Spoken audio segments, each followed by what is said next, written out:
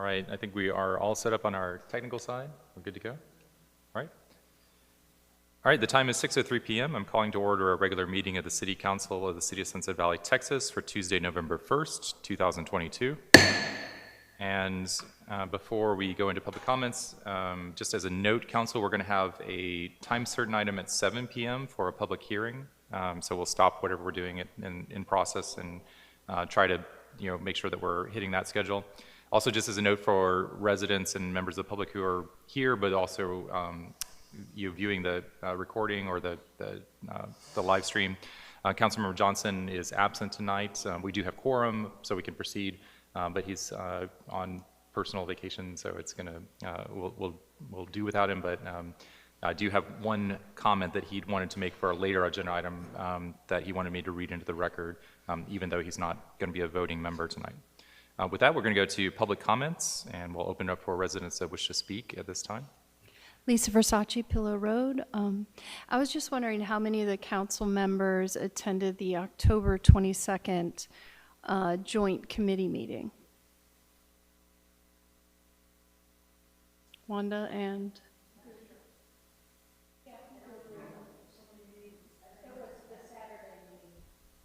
Saturday morning?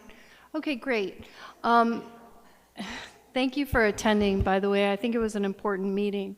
I was not able to attend, and I understand that one of the topics, or the main topic of interest, was the future land use development and the comprehensive plan. One of the things that I wanted to bring up was I was here in council, and I attended many of the meetings, and the whole thrust of hiring a firm to look at our publicly owned land was to make zoning recommendations. And I understand that at the meeting, the joint committee meeting, they did not review those recommendations. I think it's a little bit disappointing. I don't mean to reprimand any of you individually, because obviously it's new information that has come out of our work as an ad hoc committee, but I do think it was an oversight that those recommendations for future land use map were not brought up at that meeting, and I don't really love the idea of reinventing the wheel every time this comes up. Now, we had a survey that had a very large turnout, so we know what a lot of the residents want. And I just think that going forward, and I've actually applied for zoning committee, I think we should try to honor what the residents want for our land use. And as much as, I have a little bit of an ego because it's my group or whatever, but I actually think there's a lot of thought that went into that process and that it should be looked at seriously. And I just hope going forward, if there are any more discussions, that be incorporated into the discussion process at least. Thank you. Thank you.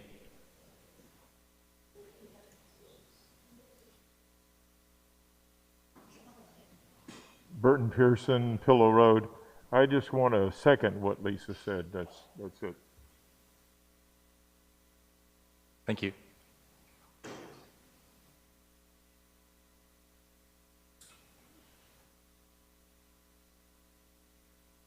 Melissa Gonzalez, 26 Reese.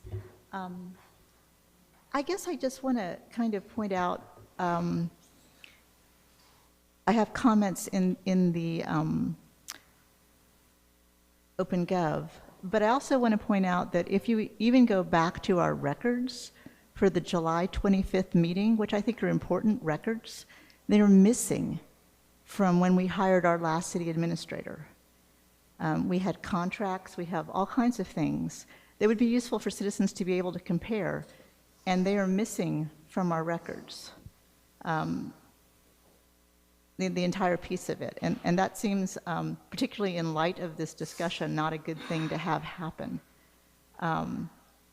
We did have a contract posted then, and we don't have one posted now. And that concerns me in terms of our process, and in terms of our historical records. I had a lot of concerns that when we would shift over to the new website, that we would lose data, important data, and this seems like an example of that. Thank you very much. Thank you.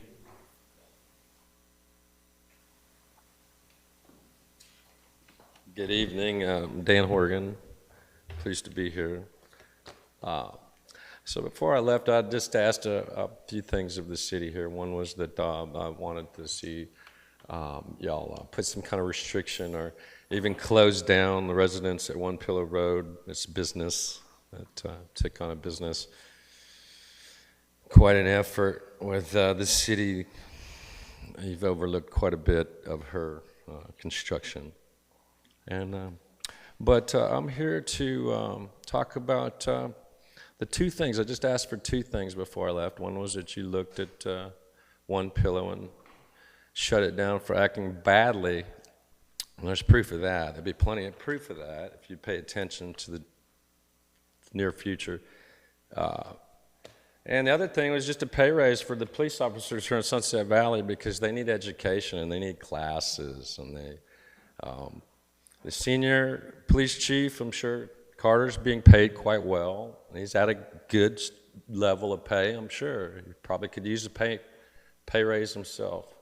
I'm all for that as well.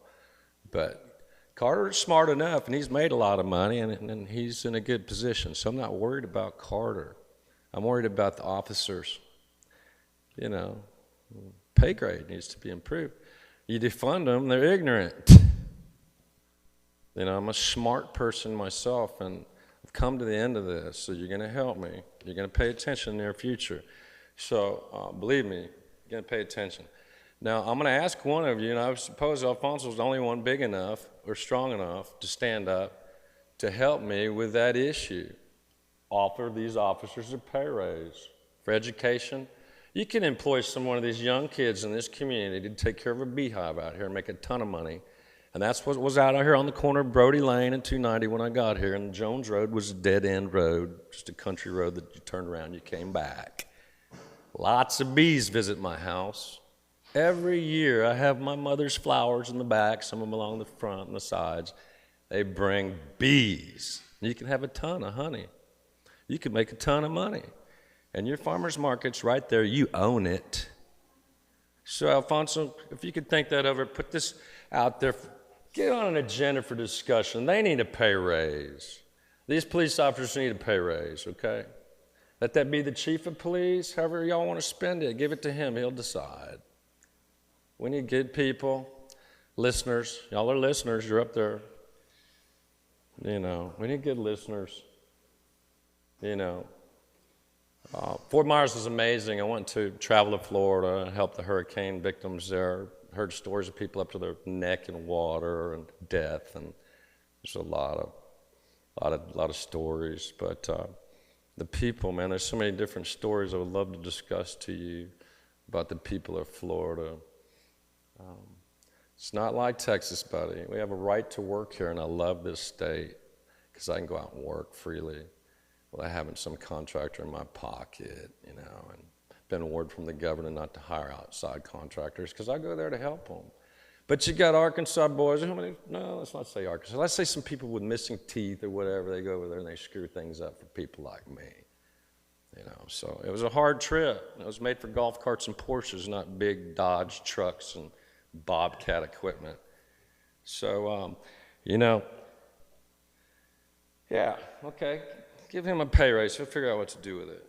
Alfonso, appreciate all your work here. Okay, thank you. Go ahead.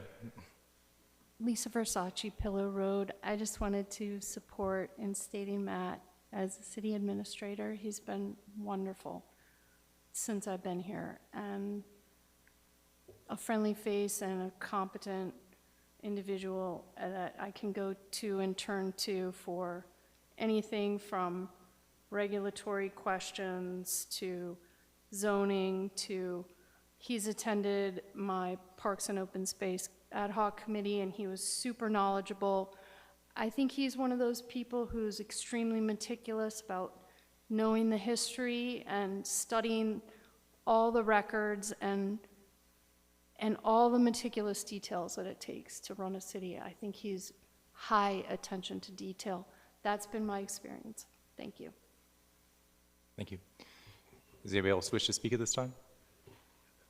If you can please, Councilmember or Mayor Pro Tem, if you could step up to the microphone just to make sure we're distinguishing between your public comments and your council comments.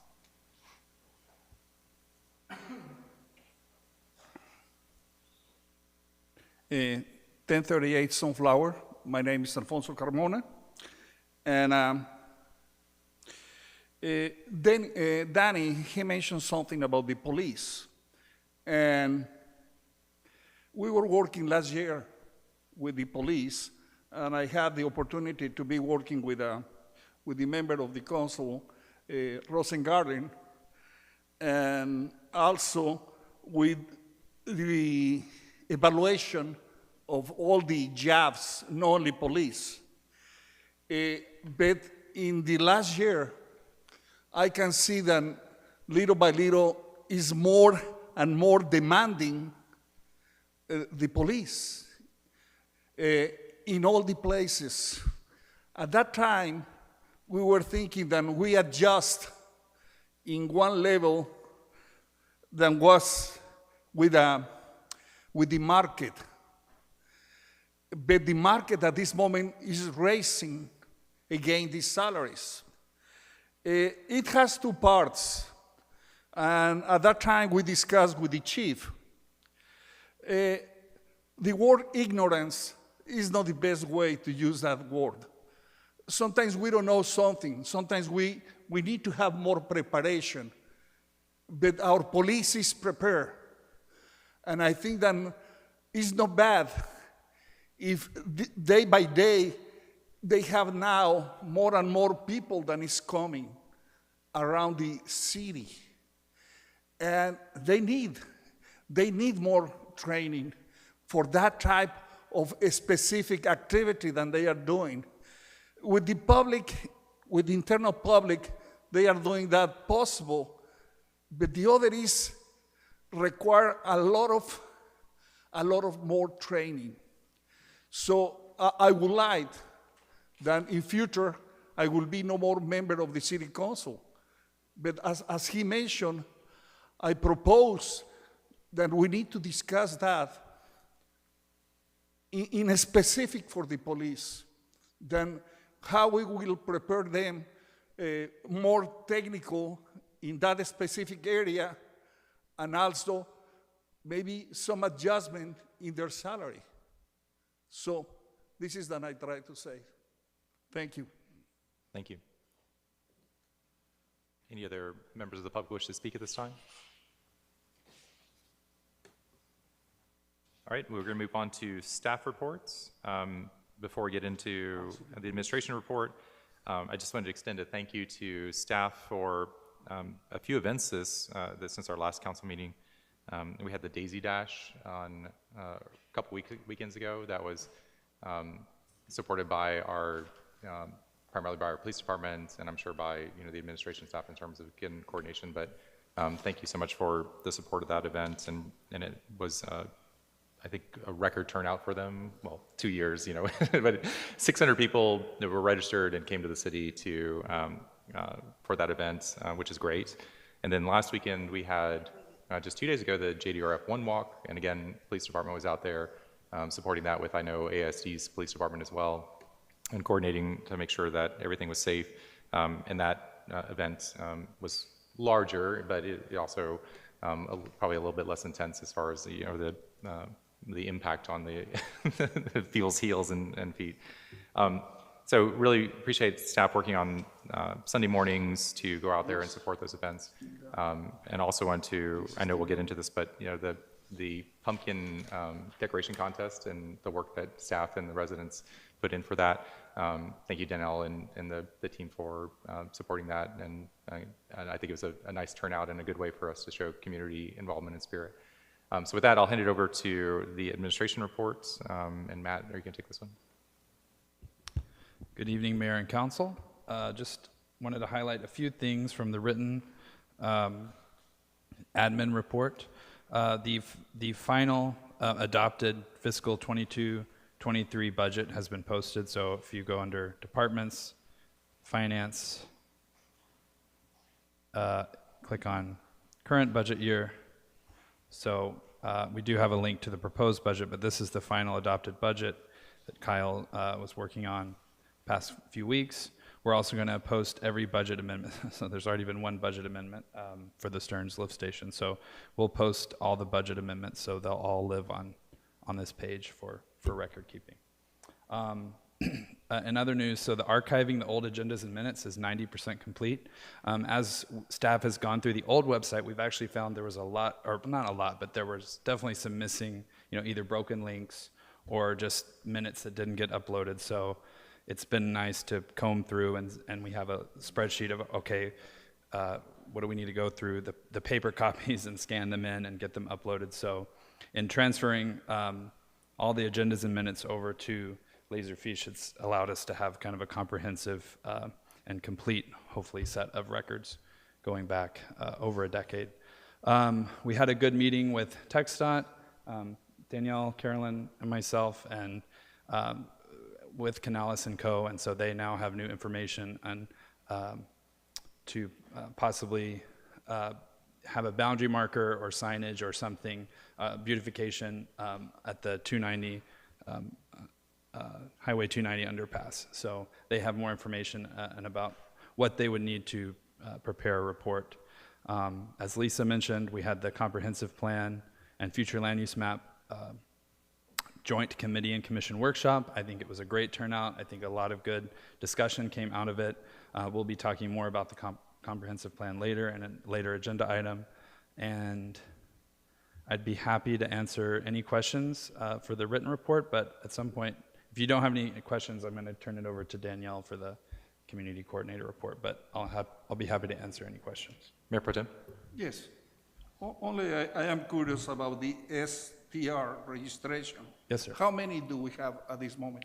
So we have, we don't have a complete registration yet. Staff is still working on, we've still got to design the brochure. There's a few things for the ordinance, to fully follow. So staff is working on that, but we do have we have three applications. So we are in the process of processing 3 registrations. Yeah. If I remember, months ago, we mentioned that we try to have that effective on October. Yes. So, in your mind, when do you think that will be ready?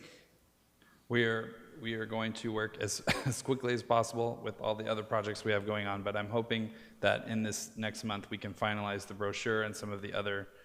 We have the form, we have the registration form that residents can fill out. It's just not built out in My Permit Now yet, like I said, we've got to get the brochure. The way that we wrote the ordinance is that the city will provide, Yes. the registrants with the brochure to then give to their guests. So Danielle's going to be working on the brochure. Like I said, I'm wrapping up the 3 applications that we have in. Okay. So I'm hoping by the end of the month, it'll be, the process will be complete, so when a registration happens, it can, be completed within a week. Thank you. Councilor Reeds? Matt, when will we see the audit report? So the audit will be, the draft audit, the Budget and Finance Committee reviewed a rough draft version of the audit at their meeting last week. So we are hoping that the final draft will be provided to Budget and Finance by their November 17th meeting. So they're going to meet, obviously they're not going to meet on Thanksgiving, so they're going to meet November 17th. So we're hoping, I was going to check in with Beth and Haney and Company this week. I'm hoping we can have it by the end of this week, so that gives Budget and Finance plenty of time to review the final draft of the audit, and then the new council will see it on December 6th. Any other questions before handing over to Danielle? Okay, thank you. So this month has been a very busy month. We've done quite a few things.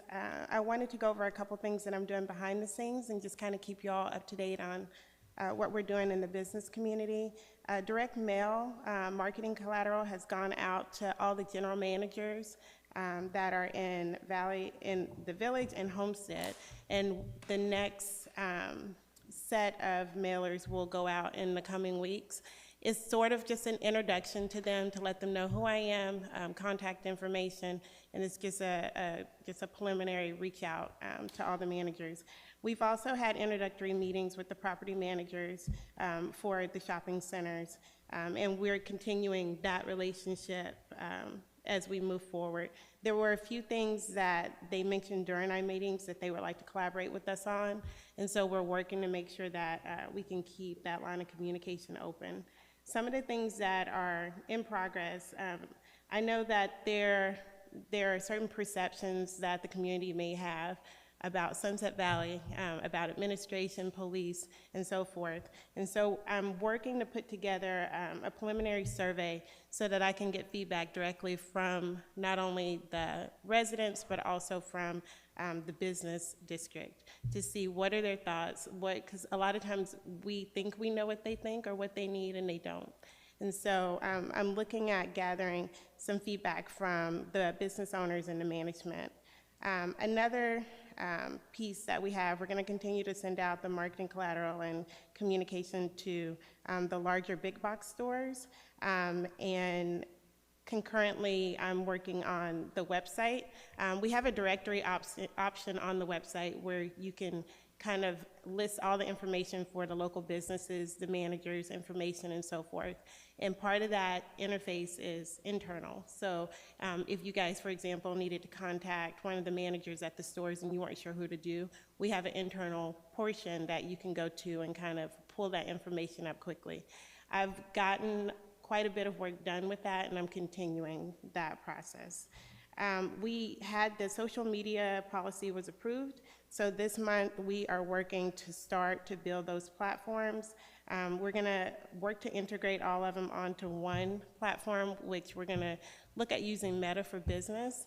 That way, since we already have a number of Facebook pages, or we have 2 Facebook pages that already exist, how can we kind of consolidate everything into one platform so that when we post, we're posting to where we want, even if we want to post to all platforms at the same time. And so those are the other things that we kind of have. This past month, we had the volunteer appreciation event, which was a lot of fun. We had a lot of volunteers turn out, and it was for people that did not know how to paint. And so they came out and they had fun. And you'll see all of these highlights in the newsletter that'll come out on Friday. The pumpkin contest also was a lot of fun and a great success. We got the community to kind of participate in that. I hope you guys received the link where we kind of highlighted all the pumpkins that were submitted. And hopefully that's something we can make an annual event. Did you guys have any questions? Yes. Councilmember Rosengren. The Homestead Shopping Center was not mentioned in here. Is there a No. reason? Yes, I have not sent over collateral information to them yet. They are the next one on the list. That management, I'm still reaching out to that property manager. The first one that responded to me said she no longer had that property anymore, but she did not point me to who does. And so I'm going to have to do a little bit more research to figure out who actually oversees that now. Okay. Any other questions? Thank you. All right, moving on. Matt. Just one more thing. So just wanted to mention, so the committee chair and vice chair elections will be happening this month. Technically, it should have happened in October. We're kind of getting used to a new schedule with appointing on the fiscal year. You know, the current committee leadership hasn't had quite a year, in leadership yet, for a one-year term. So next year, we will do those committee chair and vice chair elections immediately after the appointments are made. And also, just want to let you know, so like last council meeting, we gave the Public Works Committee report.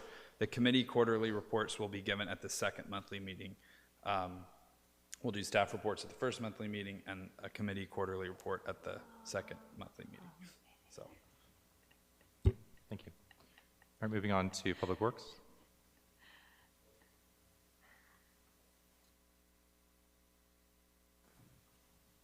Good evening, Mayor and Council. Hope everyone's had a happy Halloween. Just a few things to talk about in the Public Works Report. First of all, I want to thank everybody who came out and participated in Arbor Day. I think it was a very good success. We had at least 26 trees that were planted during Arbor Day, and everybody seemed to have a really good time doing that. I'd like to thank Danielle for helping us get the shirts and food and everything organized for that as well. We also had that demonstration product applied to the Ernest Robles Way over on right at the intersection, so you can see what it looks like and how it changes the look of the road over there. And we'll be watching that over time to see how it wears and if it can stay pretty consistent and not have a really bad wear happening on it. As part of that, kind of when we were prepping for that, we also found a sizable void under the road that we were able to make an emergency repair on, so that that was also something that was done. One of the things we had talked about as part of the emergency preparedness for the city was looking at the transfer switches and different things for this building and for the maintenance building. And so we have gotten an initial quote for those things to be able to switch this building to generator power as well as the maintenance building. So we'll be bringing that back probably as an agenda item to kind of talk about and see which direction we want to take. The maintenance building is pretty inexpensive because when we did a lot of the construction, it had already, everything but the final step basically had been done to make that possible. So it's a pretty inexpensive project in itself. Overall, we've just been really busy just doing a lot of public work stuff. A lot of our quarterly samples went in. Lead and copper samples were done over early September, late August kind of time period. And that's a different kind of testing where residents, actually we have 10 residents who volunteer and they go and collect the water in their house and we send it off for testing, and everything came back within acceptable parameters. So that's pretty much where we are, and if there's any questions on any in particular item on the report, I'd be happy to answer those or go through anything else. Any questions for Public Works? I'll ask during Public Works. What's that? I'll wait. Okay. I'll wait. The void, I still want to know about the void. I want to know how it was fixed. Because if you have asphalt sitting here and the underlayment is gone, how do you fix it? So they excavated a portion of the asphalt. So to make this even more, fun, it was right at the intersection of a 12-inch high-pressure gas line, a large water line. The water line that feeds the majority of Sunset Valley actually is right there. So it was all right in that area. So they excavated a portion of the asphalt at top, and then they put flowable fill inside to fill in and build it back up. And then they patched it with more asphalt over the top so that it's there. So it should be stable for now. Good. I had a couple of things I just wanted to highlight or maybe follow up on, but I had a chance to go look at the trail map that's on the city website now. I think that was that launched last month or recently, I guess. The updated one where it's kind of interactive? Correct. That it shows you like the different trails and highlights, and I thought that was just a nice resource, on our kind of public information part of the page. It also made me realize that we don't have a lot of like highlighted things on that public portion of the page. I think it's like events and then the trail map and things like that. But I like that look, and I know some things are in progress, but like the Valley Creek Trail probably needs to be added to that, and once we finalize the signage. And I've got a temporary sign for that, ready to go up. I wanted to ask a couple questions. So the pergola outside, I know we've got the wood, we've got the equipment. When is the work going to start on the pergola? So we were planning for that in November. Okay. To start working on taking that down and rebuilding that. Okay. And then the acoustics, I know that was referenced in the report too, but that's going to be in progress in this month as well? Well, we brought in somebody to kind of look at redoing these panels and like recovering them with a different fabric so they don't look quite as dirty against the nicer, cleaner wall look now. And so I'm waiting for that quote to come back on those items. And they've also come up with a plan to help with the acoustics by moving them from the wall a little bit to give them a little bit more sound absorbing, so it'll have some like maybe a frame or something around it. That will help to absorb more sound and make it even better. So. Okay. What kind of time frame are we looking at for that next step in that? So I should hopefully have the quote back this week from that individual, and then as soon as we can get that approved and move forward with that, we'll do that. And I think the other note, just as a highlight for residents, is that we're going to be getting deliveries of the flood signs and the street speed notices that we're going to be getting those deliveries, or we've already gotten them, and those will be starting to get deployed around the city. So there'll be some changes, as far as some of the signage around the city as a result of those. Yeah, we'll send out some emails once we start, and once we receive them and get ready for some installation so people know that they're coming. Okay, great. Any other questions? All right. Moving on to PD.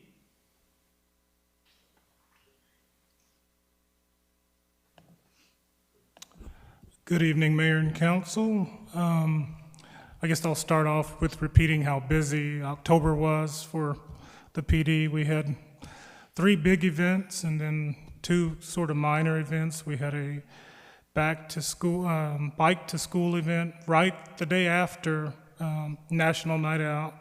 We got out. We had a pretty big turnout for that one.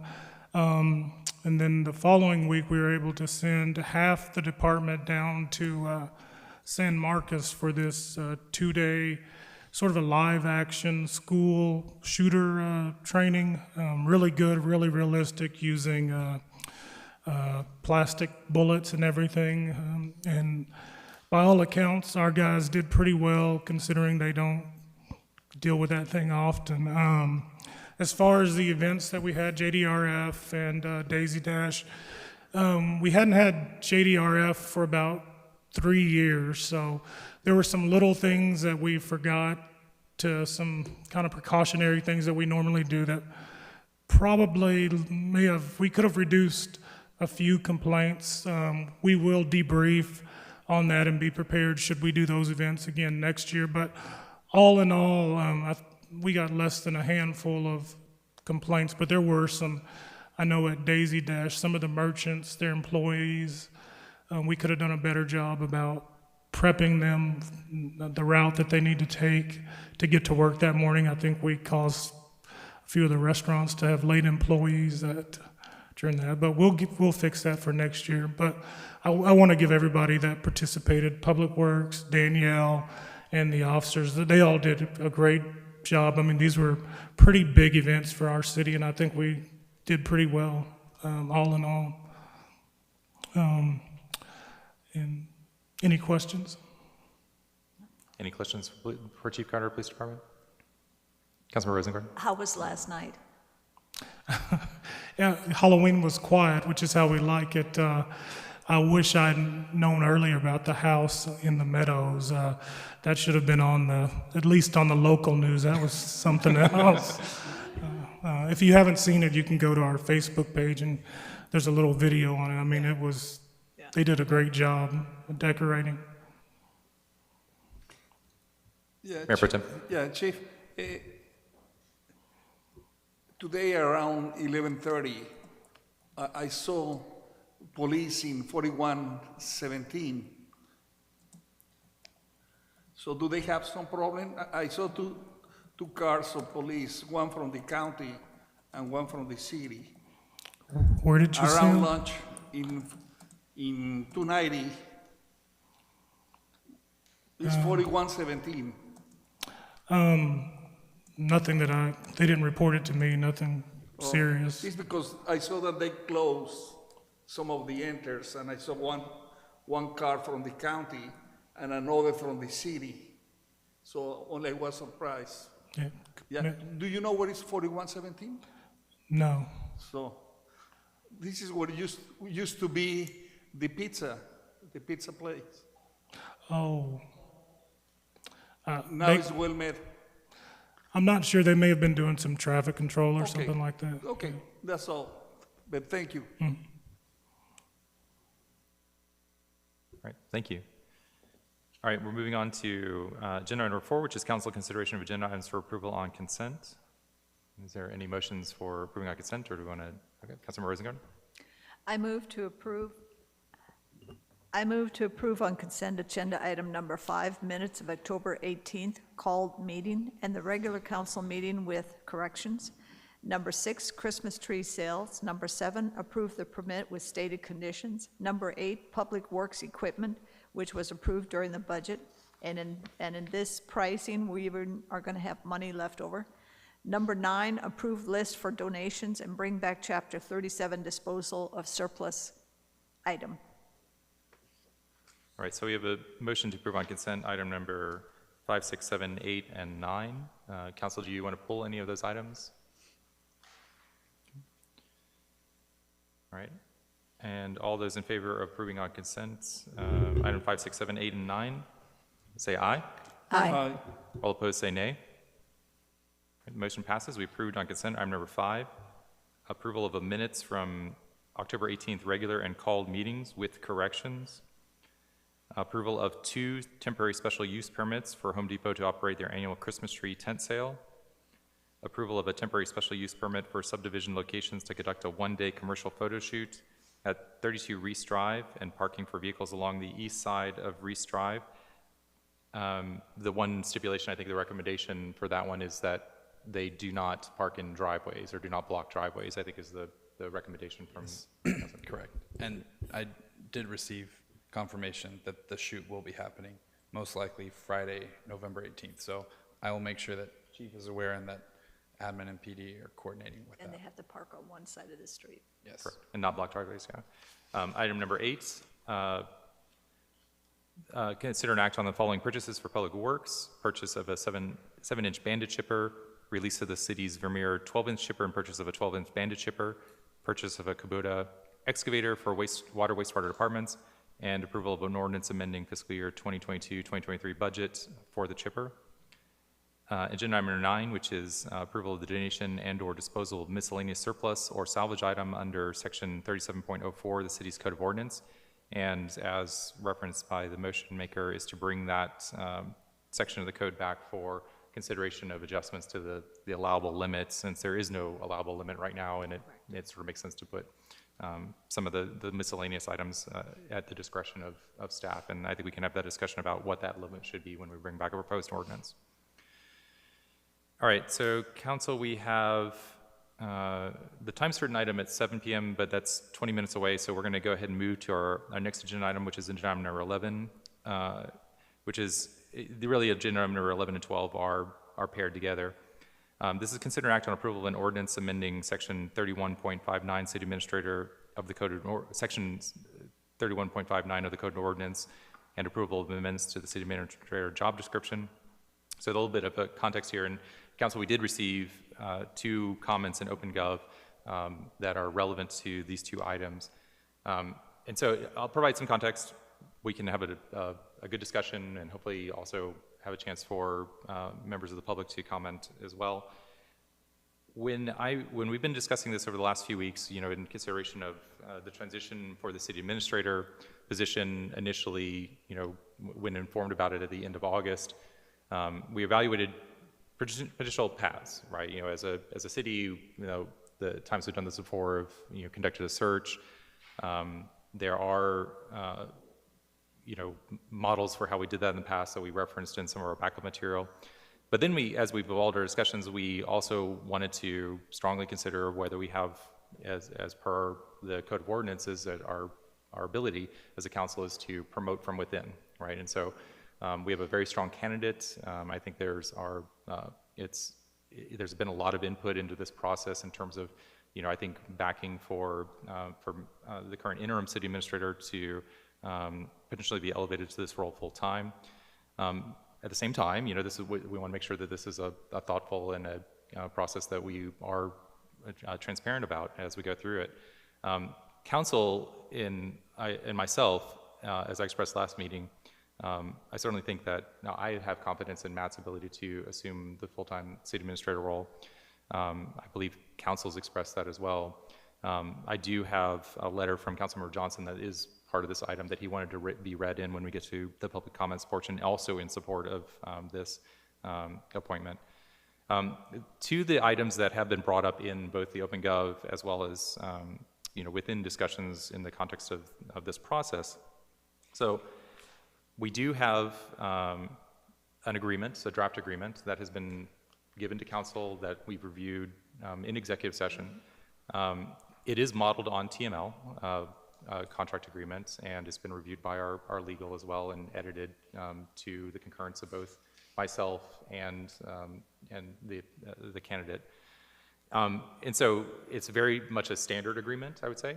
It does have a provision for an evaluation period, and it also gives us a glide path if the evaluation period, we say it's not to either party's benefit, is to just have that off-ramp, which I think is something that Matt advocated for when we were in our discussions. We have kept this, and this is something that I think is open for discussion, but I left it off of the backup because in my recollection, and I did participate in this process the last time we did this, we didn't publish, as to my recollection, the city administrator contract the last time we did this. We had a called meeting on a Friday afternoon or some time, it was like July 25th, 2019, where we sat right here and we discussed the terms and but there was no published backup material for that agenda. As to my recollection, I don't have any records of it in my records. I looked up the email looking at the notice of the meeting. There was no links to any backup material. I don't think that there was any contract that was publicly made during the process of the evaluation. That's why I sort of, left it, in consideration of the applicant and the terms of the negotiation, I left it off. However, it is a contract the city's entering an agreement with, so I don't mind it being made public. It's just that I didn't do that as part of this process because, again, we typically haven't done that before. That being said, I may have been, may have missed something in my search. I certainly went through my documents. I went through my recollections of the process. That meeting, I couldn't find the minutes for that meeting, which is a little odd, because I looked through the remaining, which to the resident's point is that was a really odd meeting in my recollection where we had this Friday afternoon. We kind of got together and it was like, I know Councilmember Rosengarten was there. I was expecting there to be minutes capturing from that meeting, but there were no minutes that I could find. And that's something that we do need to try to figure out, where those minutes are. But that being said, I'm comfortable with the agreement that it's been reviewed. That I think it's we do want to make it transparent if it's needed to be made available as a document. That's something I'm in agreement to. But it was not part of this backup. It does include things, like I said, that because it's modeled on TML, I feel confident, and that's been reviewed by our legal, that it's a fairly standard contract with some changes that are being adjusted to have the evaluation period and those terms. It does have a specific term. That's another point that was brought up in the public comments. So it is unlike our previous city administrator contract, it was just open-ended. This one has a specific term. I think that's actually beneficial for both sides, the city and the employee, because it gives us a chance to evaluate and allows us to, feed that into if we renew that contract to, change the terms of that contract, whether that's compensation, whether that's, part of the work, et cetera. So those things are, I think, addressed as part of what we've been going through as our review period. The other changes, so I'll kind of outline where we went through with the other two changes that are really to our ordinance and to the job description.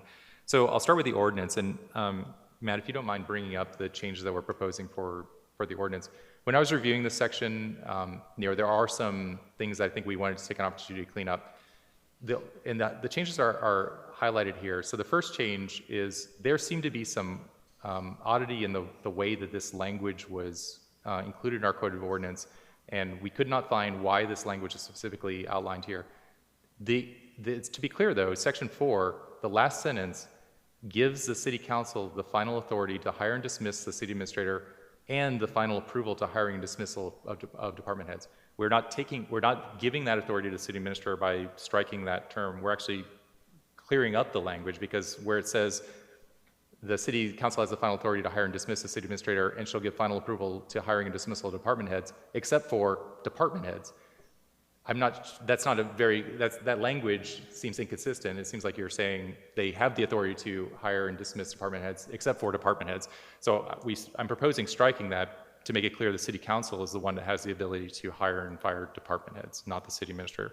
So if there's any confusion about that, or we want to propose different language, what I'm trying to do is say that the City Council has that authority, not the city administrator. The other change that we have down below is just to make it clear that prior to this, we had in our code of ordinance that the city administrator was attending all council, all board and commission meetings, and attend committee meetings as needed. We want to make it clear that we have an arts commission. We don't expect the city administrator to be the primary person supporting the arts commission. So we specifically said the Board of Adjustments and the Zoning Commission, and since Board of Adjustments wasn't included in that language, we're just trying to clarify that that city administrator's role is really for those two, quasi-legal committees and our commissions and the Board of Adjustments. However, they can of course be directed to attend other meetings. So those are the two proposed code of ordinances cleanups. And Mayor Pro Tem, if you want to go ahead and comment. Yeah, I have just a little.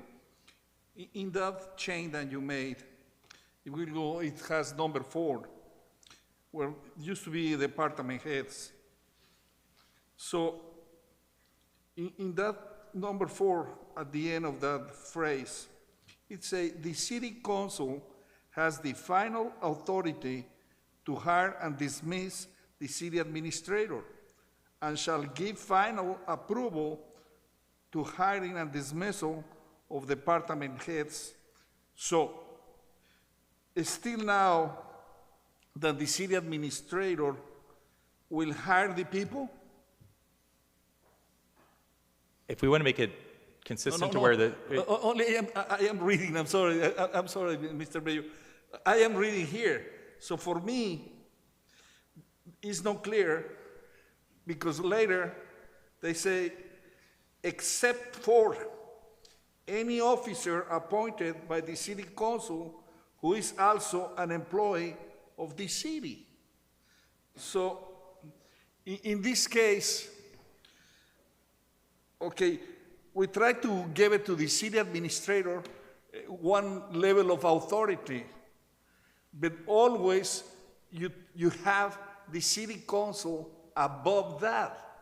So why we are not very simple and we say that? Because used to be, we have to go in that way. At this moment, what will be beneficial for the city and for the operation of the city council, and mainly for the mayor that is working with the city administrator? You don't have a city manager. So all depends a lot from the mayor and the city council.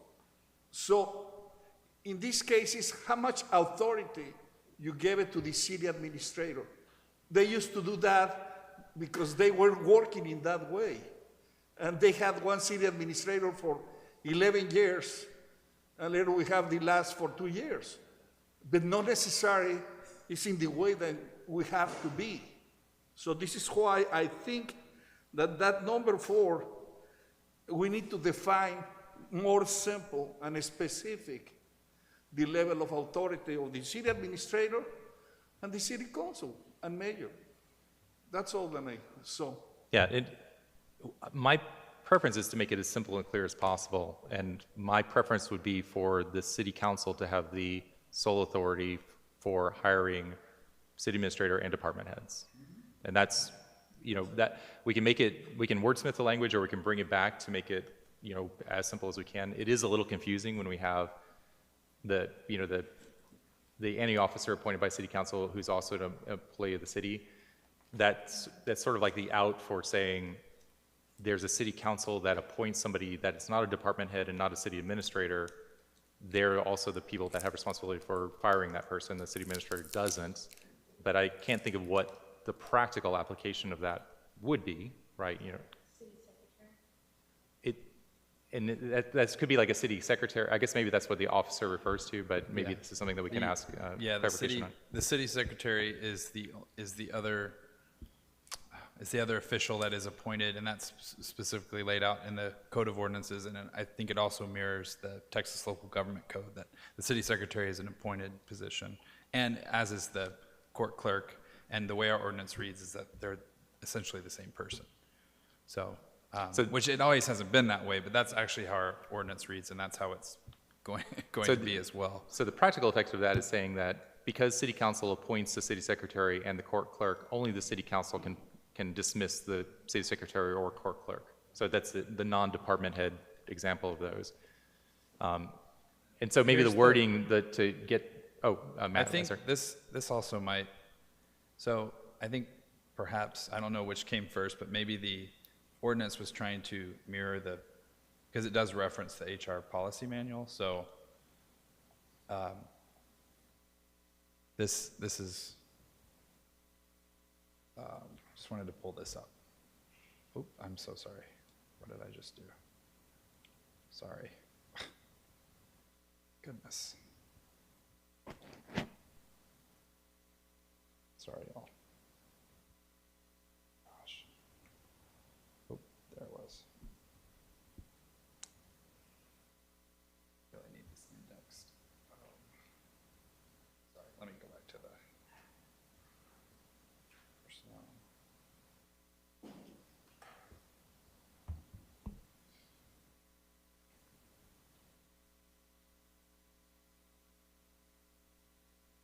There it is, administrative support. Okay, so 1.06, administrative authority. So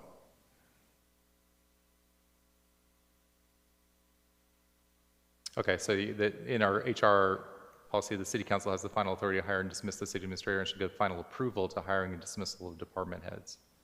and then it says it's the same language. So maybe this section just. Well, this section I'm in curious, and maybe this is a distinction that I'm not seeing, but what's the difference between the final authority to hire and dismiss and the final approval to hire and dismiss? Right. Like, is there a legal distinction that we're trying to make there? Or is it more simple to say the city council has the final authority to hire and dismiss the city administrator and the final authority to hire and dismiss department heads, right? Use the same language. And I'm not sure if we have any reference to why we would use one term versus the other in that same sentence. And I know, Barbara, if you haven't had a chance to necessarily look into this in detail, but if there's a distinction that you see between final authority to hire and final approval to hire from a practical sense or from how we're handling it.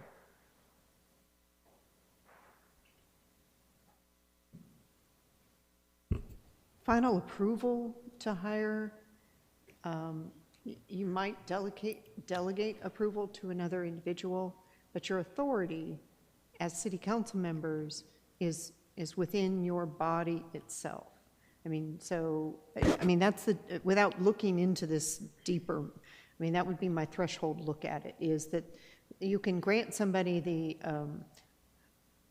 kind of a approval mechanism with you still retaining authority to veto or, look at it further. But I don't know, I don't know if that was what the thought was behind any of this. That it does seem a little more convoluted than it might otherwise be. I think the process we've used for department heads is they've always come through city council for approval. Same thing with its city administrator. I don't think in my mind, there's not a distinction between those two, that we couldn't just have the same language, and that'd be another proposed edit to that to make it, like you said, Mayor Pro Tem, clear to the what the ordinance is trying to say, which is the city council has the authority to hire the city administrator and dismiss the city administrator, as well as the authority to hire the department heads and dismiss the department heads, and that's our authority. So It's not posted on the agenda, so we can't take action to amend the HR policy manual, but this might be something we want to bring back and have the city attorney just review this paragraph so that it's clear what the intent of the council's authority We is. can adjust the code of ordinance, which has the same language, so we could Correct, we can, yeah. adopt the And then we language just that's... bring back the yeah. policy manual next meeting. So those are the two edits that are for the proposed, for the code. If we want to change the language of that last sentence to make it clear that the same authority that applies to city administrator applies to the department heads, we can do that as part of and if we decide to adopt these changes. So moving on to the job description, I just wanted to highlight the two things, the one major change, and then, one I think is a little bit more of a minor change. So in our discussions, as far as the current job description and the needs of the city, one of the areas that we wanted to to look at, and we decided to bring back as a council, and this is my proposed language, so we can also discuss whether this is something that we want to change or modify or make more detailed. In many organizations that I've been part of outside of the city, there is usually some ability to substitute education and related experience for the required qualifications. And we don't have that language in this job description, or I'm not sure if we have it in any of our job descriptions. We might have it in some of the other ones. But in my experience, it's a fairly routine thing to say you have some leeway when you're assessing an individual candidate to say, do they have additional experience or qualifications that they bring above what's required? So in this case, the job requirement, job description is fairly clear, in terms of the minimum requirements, is that I did not propose changing the minimum requirements. That's another approach we could take too, is to say, do we want to amend the minimum requirements to have a lower threshold for years of experience? However, I think that there is some benefit to us giving ourselves that ability to evaluate each candidate as appropriate. And in this case, we are asking for candidates that have a bachelor's degree in public administration. If we are evaluating Matt, he's got a master's degree in public administration, which is an advanced degree, and certainly, I think, in my mind, counts for, offset some of the direct experience. The other change that I was proposing, if you go down, and also I think we talked about this a little bit, but Matt has a lot of institutional knowledge with our city. He's been with the city for 15 years, and he's been in many roles in administration, and I think that's also something that we decided, is part of our discussions is of value to us as a city council and to the city. There is another proposed change here, because I think this is something that was recommended by the outgoing city administrator, that we include a goal of having an active professional accreditation as a certified public manager. So this is essentially a professional certification or accreditation that is not a degree, but it's part of a curriculum that I think is of benefit to to anybody who's taking on a city administrator or city manager role. And this is something that I think we want to indicate in our job description as a potential evaluation for candidates, but also as a goal to give anybody in this position who doesn't have that credential. I think it's a benefit to us to support that extra education. And so there's where the proposed changes I have. I think there's where some discussion is warranted in terms of, our job description right now largely is the same as we had for the last job search, which the last time we significantly revised it was the last time we looked for the city administrator. We did go through a process of making significant revisions to the one that we had, in place when Clay was here. But I think it's still very largely relevant. I just wanted to make some adjustments to allow us to give individual consideration to candidates that bring above and beyond what the minimum qualifications are, as well as putting a goal in there of having some additional professional accreditations, which I'm happy to support as a city, as part of ongoing training and education. So with that, I would like to open up for council feedback and comments, and then to have a public discussion as well. Mayor, it's 7 p.m. Sorry? So it's 7 p.m. So. Oh, my apologies. So my introduction to this item took the full time allotted. So what I'd like to do at this point is go back to our time certain item at 10 o'clock. Now that we've had a nice preview of what we'll be discussing for the agenda item number 11 and 12, and then we will go through our time certain item and go back to our discussions on 11 and 12. All right, so with that, we are going to move back to agenda item number 10, which is consider request for special use permit for alcoholic beverages to be sold in a restaurant for on-premise consumption under section 2.503A of the Land Development Code by KHP Sunset Valley LLC, doing business as K-Pot Korean Barbecue and Hot Pot at 5200 Brody Lane. I'm going to go ahead and open up the public hearing for the request of the special use permit, and then opening that up at 7:02 p.m. And with that, we'll open up for public comments on this. I believe we start with the Yeah, presentation. start with the introduction of this item. And I just wanted to inform Mayor and Council that the applicant who was present for the Zoning Commission public hearing, he asked if he had to attend this hearing. It was going to require him, he's also opening a store in East Texas. It was going to require him driving 5 hours. So I said he came for zoning, so he did make an appearance for zoning. And so he apologized, but I told him, you know, he's busy with opening a K-Pot in my hometown, oddly enough, in Longview, Texas. So KHP Sunset Valley LLC, they submitted an application for a special use permit. They are also going through the building permit process. It's a remodel of the Luby's at Market Fair. It's only a remodel. They did not have to come for any site plan. They used the existing site plan, so it's just a total remodel of the inside of the restaurant. And so they're in the midst of that. They've applied for a alcohol permit, and they have submitted everything required to TABC. The Zoning Commission unanimously recommended approval of the special use permit. We did not receive any public comments in the mail or at the zoning public hearing, and staff found no evidence of the applicants having any prior violations with TABC or other alcohol-related violations. It's a standard permit request for a restaurant. I think that folks are excited about coming to Sunset Valley. So it's going to be a unique restaurant. So any questions for staff before we open up for public comments?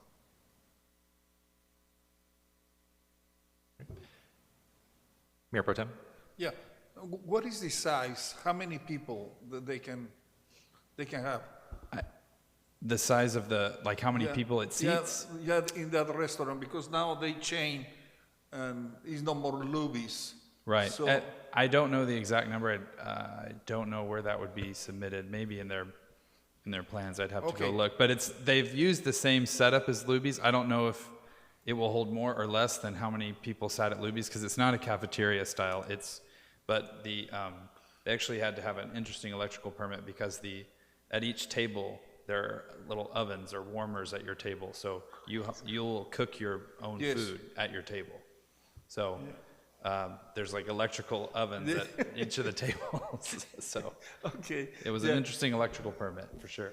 Okay, I was thinking for the parking lot, but it looks like that in this case, as you say, will be with the more exclusive, because I went to some of that restaurants, and it's true they have that in the center. It's not to have a lot of people stand up for the buffet. They bring that to the table, and it's in different way. And well, the only thing is we have to be careful with the grease trap, because that place will use a lot of grease, that type of business, and that is stinky. So we have to be very careful, and my opinion is we have to be watching that, Caroline and Matt, because that will be critical. So they have to be cleaning, and for us, because this is the enter of Sunset Valley, and we don't want to have that. And the owner, he needs to understand that since the beginning. No after that we will have the complaints. So we will say that we have something with the environment and with the public, and they have to comply with that. But for experience, I am telling you that. Believe me, that is true what I am telling you. Thank you. Thank you. Any other questions for staff before opening up for public comments? All right, at this time we'll take members of the public that wish to speak to the public hearing. Do I have to keep repeating my name? Okay, Lisa Versace, Pillow Road. I was wondering, does the city limit beer and wine or alcohol permitting? Do we have a cap, or is it just kind of at our discretion? So technically, Lisa, sorry to be a bummer, we can't technically ask questions of to council. You can make a statement, but I'd be happy to talk with you about that Okay. another time. Yeah. I'm definitely in support of having that permit there. Just wondering if they have like a formal bar, if it's like a bar, or if it's just alcohol served to your table also. Sorry, that's another question.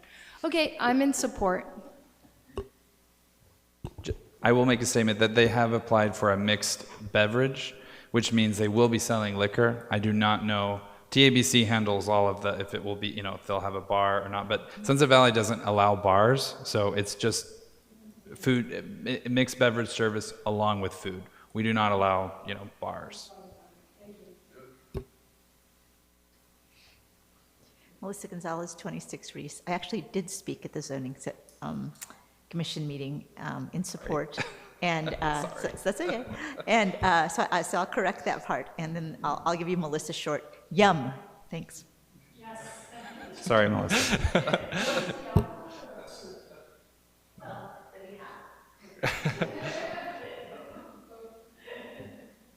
Yeah, you can go down from one end of Brody to get hot pot barbecue and go to the other end of Brody and get slab sandwich style barbecue, Yeah. which they had their opening this weekend if anybody was following our meeting last week where we discussed the sign. With that, if there's no more members of the public that wish to speak, I'm going to go ahead. I'll close the public hearing. Closing the public hearing at 7:09 p.m. And with that, we're going to go to council consideration and possible action. I move to approve the request for a special use permit with the condition that the applicant provide the city with a copy of an approved permit from TABC prior to the release of the special use permit. There's a motion to approve contingent on the supplying a approval from TBC. Is there a second? I will second. Any further discussion on this item or this motion? All right, all those in favor say aye. Aye. All opposed say nay. All right. Thanks, council, and thanks to those of you that came to speak for the public hearing. We'll move back to our discussion on agenda item number 11, which, like I said, feeds into agenda number 12. So, council, I've made my introduction. At this point, I'd like to open up for council comments or questions to either myself or to any of the city staff or the city attorney. Mayor Pro Tem. Yep. I think that in all the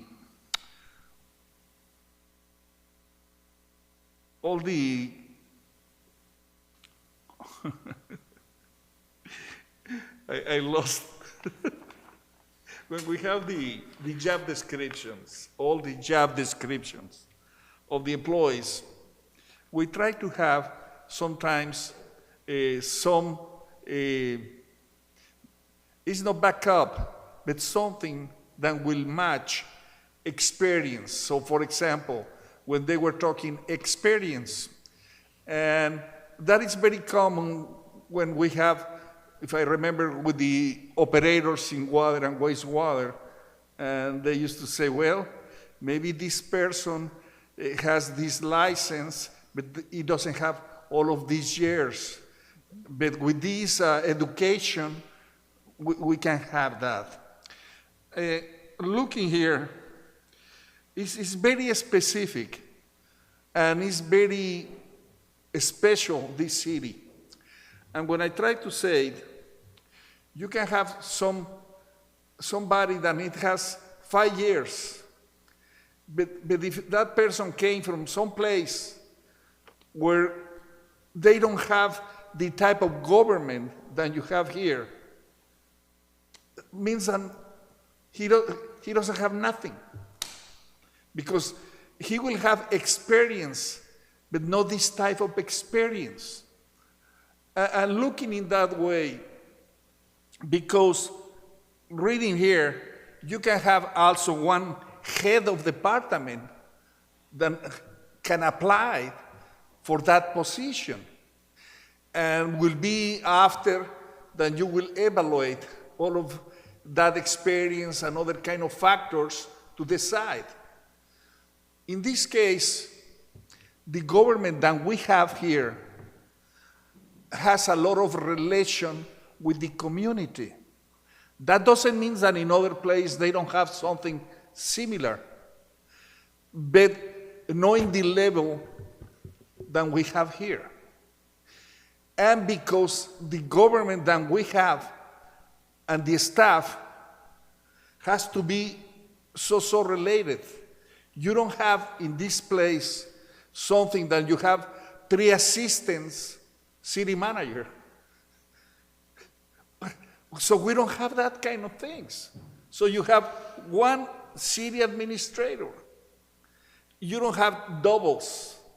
So the person that you choose is somebody that will be easy to work with the council. And that person needs to be familiar with the community. So in this case, this is why it's important to have in your staff more and more people well prepared. Because if in one moment somebody's leaving, the other will be easy to go to that place. But for us, it was not possible.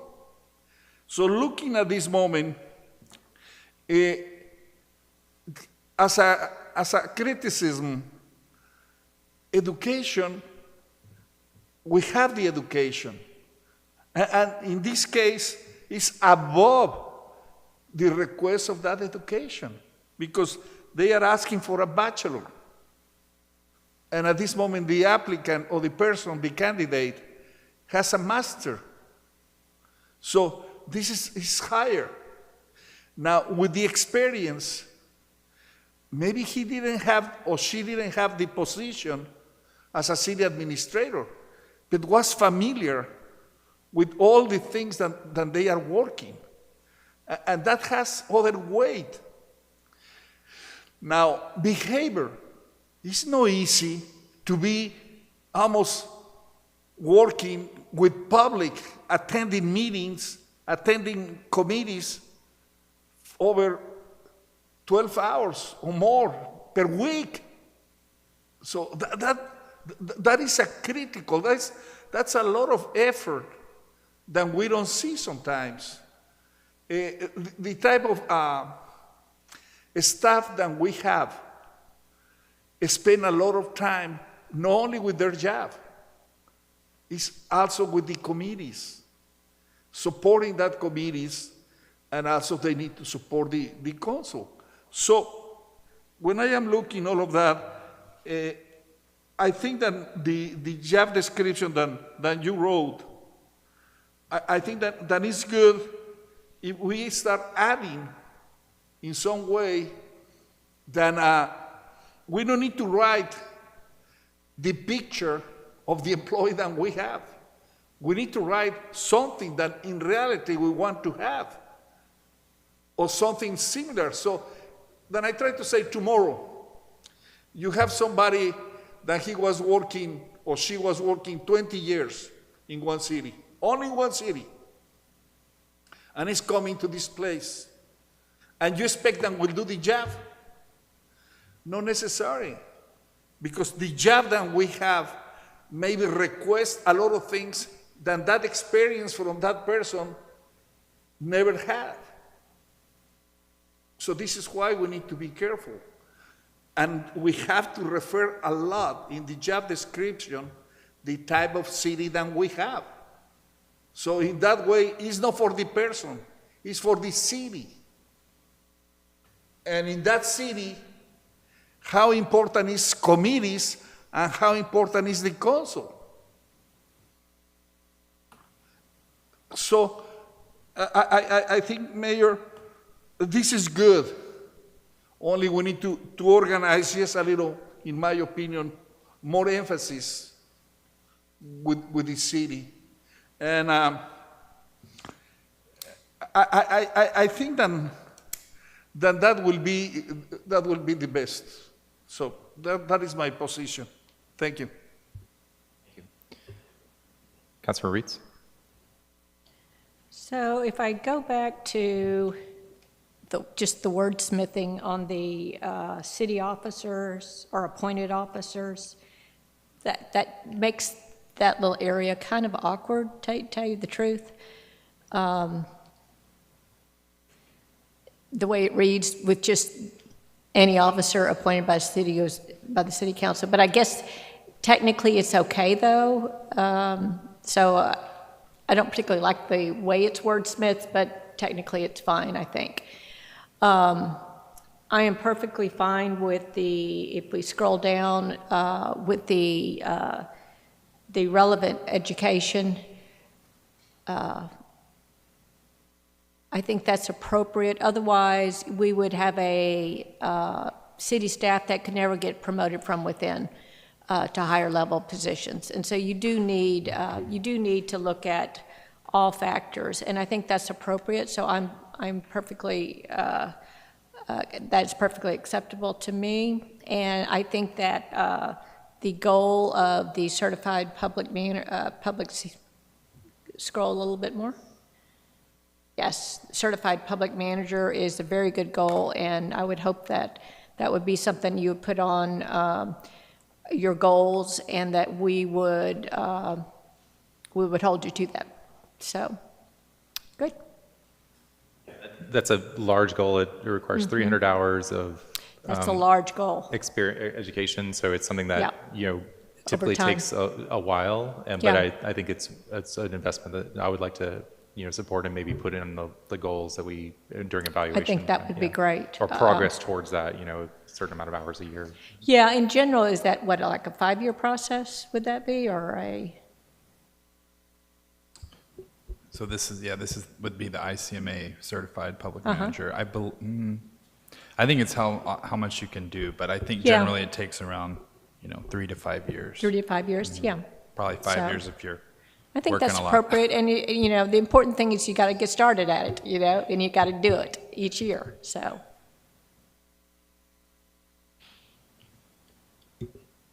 Other questions or comments from council? I'll go ahead and, before we go into public comments, I will read Councilmember Johnson's statement that he wanted to give, and then we'll go into public comments. So this is something that I wanted to read into the record per his request.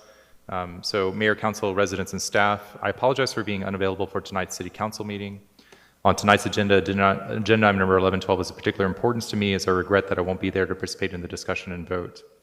I unreservedly support the appointment of Matt Lingefelter to the role of City Administrator and the approval of his agreement of employment with the city. After 15 years of service to the City of Sunset Valley, Matt is well known and well liked by residents and staff alike. He has held nearly every role in the administration org chart, and his institutional knowledge in that area is unrivaled. Recently, multiple residents have approached me with the same question. Why haven't we committed to appointing Matt as our City Administrator yet? Matt has demonstrated good judgment and dedication to our city. I've always seen him prioritize the best interests of the city, which is one of the many reasons I take his word when he says he feels comfortable taking the helm. I know that he will continue to cultivate a cohesive workplace environment that is collaborative and productive. Many thanks, Rob Johnson. And so with that, I'm going to go ahead and open it up for public input and feedback, and we can continue our discussion, but I want to make sure we have a chance to have the public give their input in this process as well. Melissa Gonzalez, 26 Reese. I want to rave on our staff for a minute. I want to rave on Matt Lingefelter. I want to rave on the team that has gotten us this far. Just October shows the dedication of all of our staff, the way that they work together, and the humility that they have. When you have people who have been doing their job for over 30 years saying, it could have been better, and we're taking steps to make it better. And every single one of our staff says that now. And that is so impressive. And that's why I believe we'll really move forward well together. That said, that hasn't always been the case, and there's a lot on the lap coming in of the interim city administrator or whoever is the next one. And I want to make sure that as we set this up, we give them all the money and all the temp help and all the effort that they need to bring us up to par. The audit is a mess, and it shows a lot of deficiencies that we need to remedy. And the website has deficiencies. These are all things that we need to allocate the money and the temp help. A lot of our org chart that we're looking at got destroyed. Like there's parts in here, I'm going back and I'm looking, I finally found a link to the original, I had to look like 3 places to get a link to the original job description. And when we're talking about things like human resources in particular, I don't think that all the holes are filled yet. So we had a functional org chart, and then when we took on some new things to make ourselves a bigger city, we don't have the personnel. And then we fired all the people. We don't have all the personnel blocks. And so we needed to give time for that. So we have to play catch up for all those other things, and then we have to repair our org chart where it's functional for a small city again. So these are all pieces that we need to put into place just to rebuild function. And so I want to make sure that if we're allocating someone who is fabulous but with less experience, that we bolster them with enough support, monetary support, to make that functional. Because one of my concerns, in my opinion, rushing this through, where we're not dotting our I's and crossing our T's, is that we're going to wash over the problems that we're walking in right now. And then they're going to become the new person's problems, and we're not going to be able to set a good morning for how we move forward. So in summary, enough temporary help to fix all the problems that this person is coming in with, so that we have accurate records, accurate staffing, and accurate help with the website. That's huge. I mean, if we put that on a new goal for somebody just to play catch up, we'd go, wow, you did really well. And now we're expecting a new person to come in and into other goals on top of that, when just playing catch up is a significant effort. So I just want to acknowledge where we are. You know, I have concerns. I'm not going to make, because I think we have such a spectacular candidate, I'm not going to make the noise about process that you know, because you all know me, that I want to make, but I'm not. but I do want to point out, if I don't make that noise, here are our challenges. And do I believe these people are up to them? Yes. But do I want to acknowledge first that that's actually what we have in front of us, is playing all that catch up. And so before we load new expectations, say, this is where we are. Let's make sure we have everything to succeed from where we are. Thank you. Thank you. And Council, just as, again, part of our discussion that we've had, and our last meeting, we also, I think maybe the last meeting or meeting before that, we approved the development coordinator position, which is an important position to bring into the city for assistance with our land development code, but also just with the regular process of permit applications and working on improving My Government Online, My Permit Now. We also approved a hiring of a full-time admin assistant, which will free up more of our city secretary for full-time and court clerk for full-time, bringing them full-time to those duties, so that also alleviates some of the interim city administrator's responsibilities by giving more time to our staff. I believe that we want to continue to evaluate where we have needs. I think in our finance area, where we only have, one financial accountant position, that's an area where we might want to look at, do we want to have additional staff there beyond just the one person where we're on deep? But that's something we can discuss as part of our future meetings, as far as continuing to evaluate where we have the needs. But I am in favor of making sure that we are fully supportive of, getting the organization correct for the people we have when the organization is supporting them.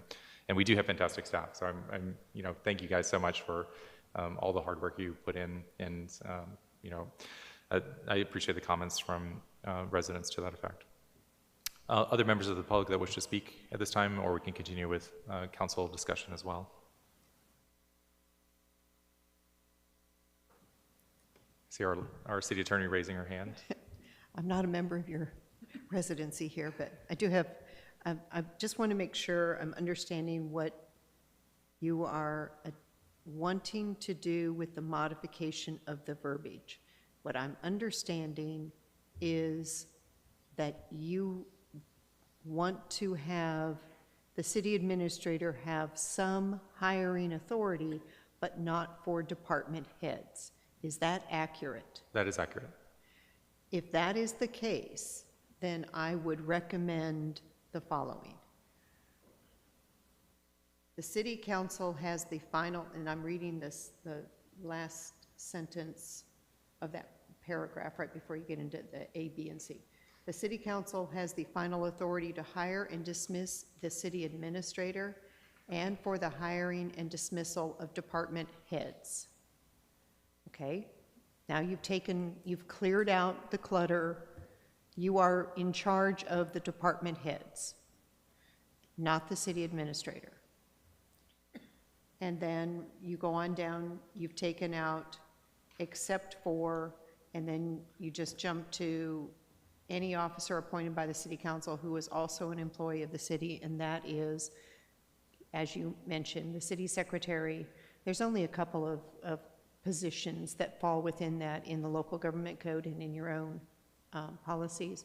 And your court clerk and your city secretary would be who that would be referring to. And then the rest of it would remain the same. I don't think I didn't see anything else where you had kind of that muddling of positions.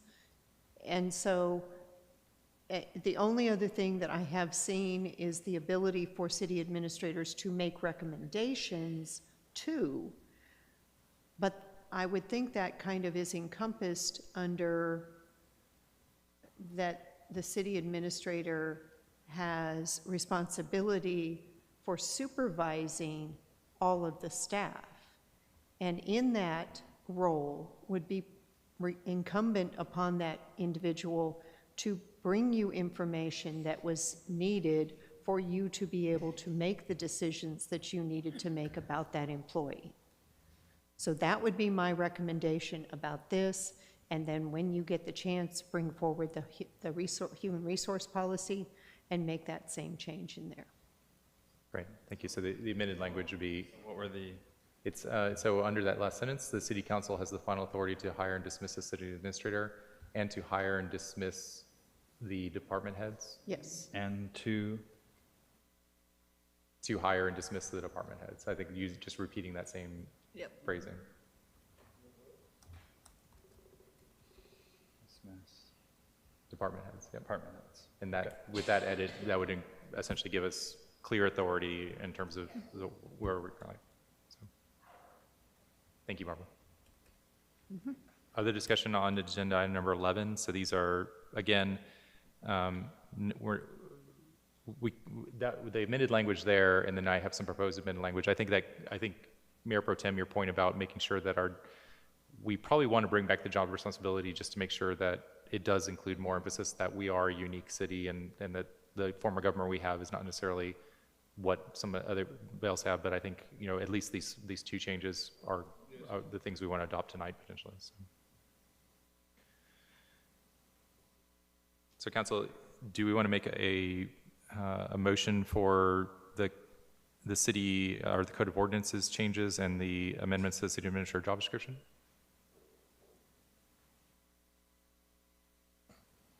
I would like to make a motion to make a change in the city ordinance related to the city administrator.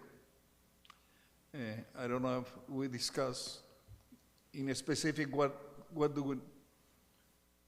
I think the changes as in identified. Specific, then the city council has the final authority to hire and dismiss the city administrator and hire or dismiss department heads. Correct.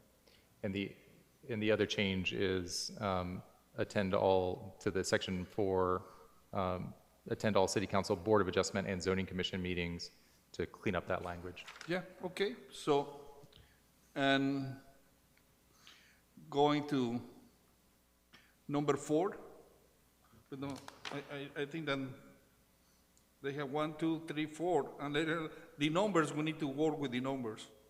They are wrong. You have E, and it has 4. And later, you have to go to B. So in B will be, you have F. See. And later you have, I think that we need to work with the numbers. I made the motion, but now that I am looking all of these. I think if you scroll up, Matt, so this number 4 right here is, okay.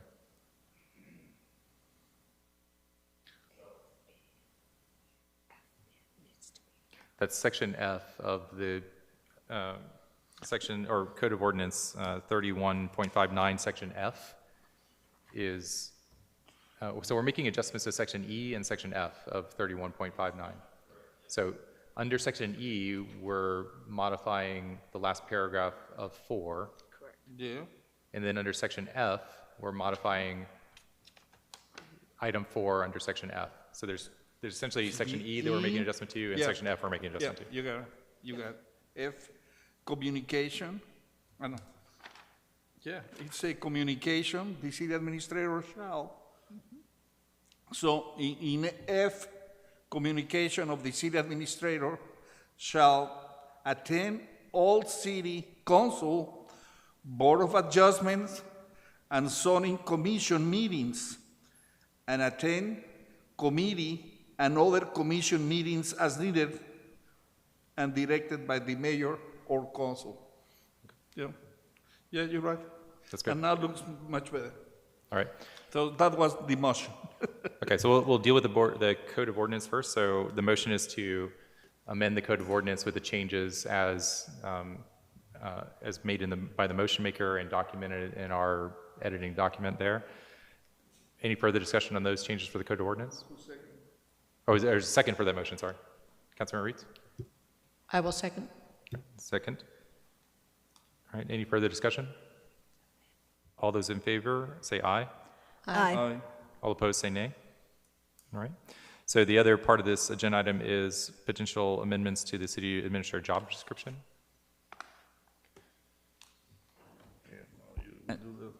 And just to make a note, it wasn't part of the motion, but per our discussion and the city attorney's recommendation, we'll bring back the HR policy manual to reflect that and anything else, Yeah, so we at the can bring that back at the next meeting.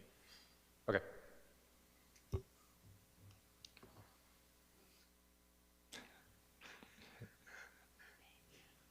Councilmember Reeds? Are you going for it? No. I move that we modify or accept the job description for city administrator with the modifications listed, with the relevant education, including advanced degrees and experience, may be substituted as appropriate. And number 8, hold an active professional accreditation as a certified public manager as part of the preferred skills and experience. All right. Is there a second for that motion? I second the motion. Mayor Pro Tem seconds. Any further discussion on that item? All those in favor say aye. Aye. All opposed say nay. All right, so council, those are the two pieces of agenda item number 11. The next agenda item is consider and act on the appointment of Matt Lingefelter as city administrator and approval of his agreement of employment with the city. Like I mentioned, I'm happy to make that a document that we make available to the public. It is for what I think we should do if we're going through the motion.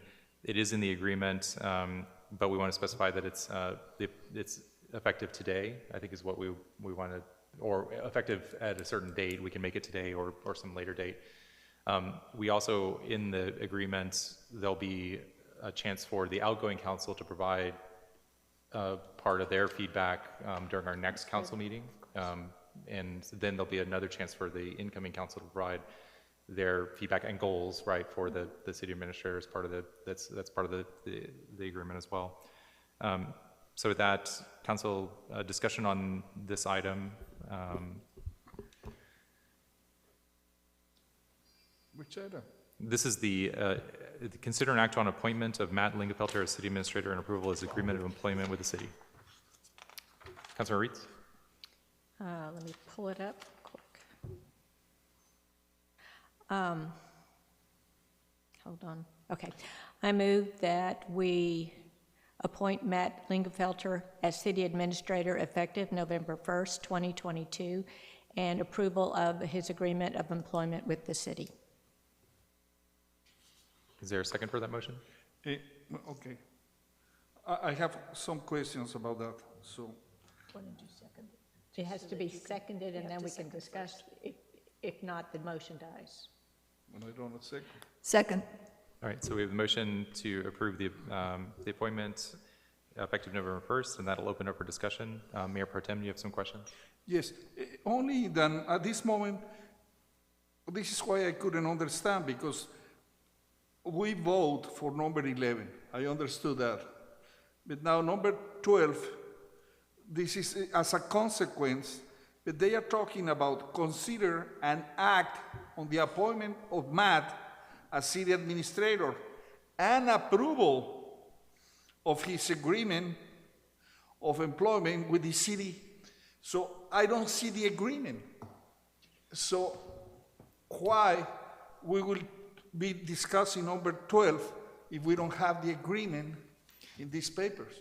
Yeah, the agreement was sent to council not as part of the backup, but under legal cover. Yes. And so the council has a copy of it. It's just a question of if we're ready to move forward with it or we want to make it part of the backup for the agenda. But it was sent to council, and if you didn't, did you receive a copy of it? Yes, but in that moment, at that moment, came then about some transparency. And this is a little problem for me, because in reality, I don't disagree. But in reality, you have to have that papers here. So what's our agreement? But for me, it was a bad experience in the past, in the way that they were talking or they were working with the old city administrator. And if we say that we have to have transparency, then I know that we will do that. Why we don't have that? Yes, I read that. So when I hear about that, I was confused because I said, no, I think that I read that. But you mentioned I was checking this and I was checking that, and we don't have that. I didn't try to tell you nothing at that moment. But at this moment, now it's clear for me about that agreement. So if at this moment my discussion is, or I don't approve the approval, is because I prefer that needs to be clear. I perhaps don't change nothing because I support the appointment. But I think that I would like to be clear with the agreement with the public. And so just as a way, position. As a way to proceed, I think what I'm getting a sense is that there's going to be consensus and support for this appointment. We are going to have one more council session with this council. It's going to be on November 15th, and it'll still be this council. We will have the election results, but we won't have the ability to seat the new council until we actually canvass the results, which will be at a later meeting. So the 15th is going to be a regular council meeting. It'll include Councilmember Johnson. I would be okay with tabling this item and bringing it back on the 15th, publishing the agreement as part of the backup, and making that be the first item on the agenda. That gives us even more options and for transparency. It just, we have time. I don't think there's any critical need that has to be on the first. I think it has to. I think it's a benefit to make sure that we are as open as we can be. And I think my only question would be for Barbara, just in terms of, do you see any issues with including the agreement as part of the backup? Is that typical for other cities to exclude or include? Is it a matter? Is it my only question? It's not, I don't generally see it in backup. I see discussion, but I don't generally see it in backup for public consumption. It's not to say that it can't be. But I just generally don't see it that way.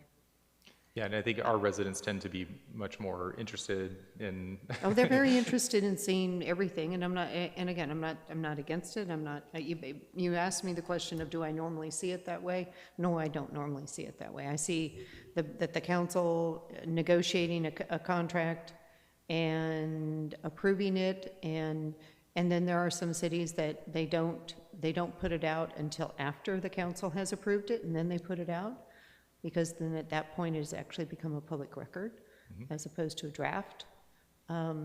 So, I mean, if I see it going out, that's generally the way I see it, is that the council has negotiated it, they approve it, and then they put it out.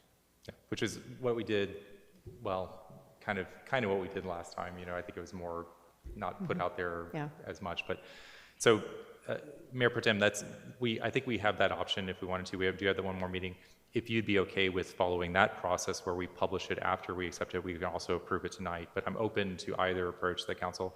I'd like this to be a consensus among council and not a divided council when we make this appointment. So I'd like to compromise where we need to. And then, so Mayor Pro Tem and then Councilmember Rosengarten. Yes. I don't want to go with a big history about democracy. But I am so proud of this city. And I am so proud of these people. And when I say that, sometimes you can be doing something that is good. But if that looks bad, I don't want to do that. So this is why, for me, I support the appointment of Matt. But when I read here an approval of the agreement, and I hear some citizens, then they say, where is the agreement? Well, if somebody will tell me, you are not obligated to show them. Well, this is what is your thinking. But my values that I have does not allow me that. And this is how I am. So that is my position. I'd like to ask that we go into an executive session for the next 10 minutes. There's a motion to go into executive session. Is there a second? I will second. All right. All those in favor say aye. Aye. All opposed say nay. All right, we're going to move into executive session at 7:45 p.m. So we can consult on this item.